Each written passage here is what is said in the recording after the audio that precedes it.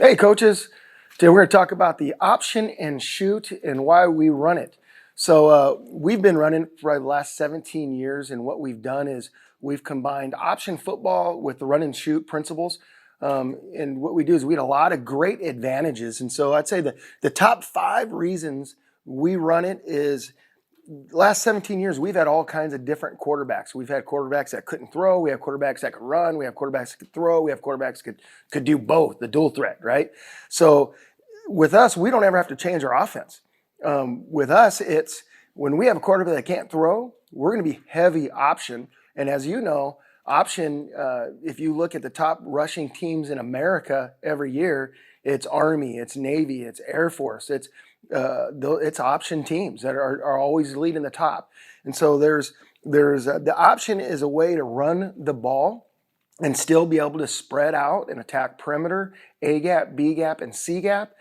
So it's a offense where you don't have to be great at throwing. But the years we do have a quarterback, we have run and shoot principles, and we could throw the ball all over the place. Last year, we threw the ball for over 2,000 yards. We had a quarterback that wasn't a great runner, but was really good at run and shoot. And so we threw the ball all over the place and sprinkled in just enough option to keep everybody honest. Now, the years we were really good, we won the California large school state championship. Our quarterback threw for 1,800 yards. We were pretty balanced. We're probably 60-40 run to pass. And he was a tremendous quarterback, could throw the ball, could run the ball just enough to be dangerous. And so it really forces a defense to really be simple and disguise. So if really break down the option, you don't have to block a D tackle or a defensive end or possibly an outside linebacker. So you're always able to option a defender.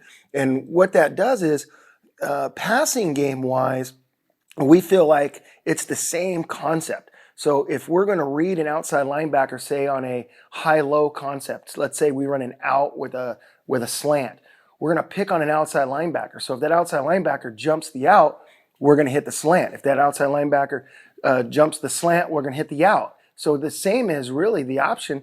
If the defensive end comes down, the quarterback's going to pull it.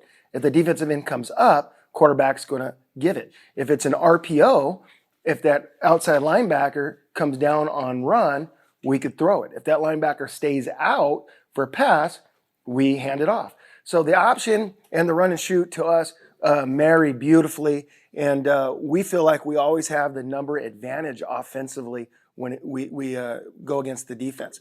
So the reads are very similar with option and run and shoot, and it also forces the defense to adjust. So one of the few offenses there are that make a defense not sit in just a 4-4. So they can't be in a 4-4 and a 3-4 and a 60, because if they make a mistake, it's very dangerous, because an option play could go for a huge play if they're not sound in what they do. So it really limits what they do defensively. And when we see their adjustment of how they stop the option or how they're going to stop something, then we're able to take advantage of it and really attack where they adjusted to.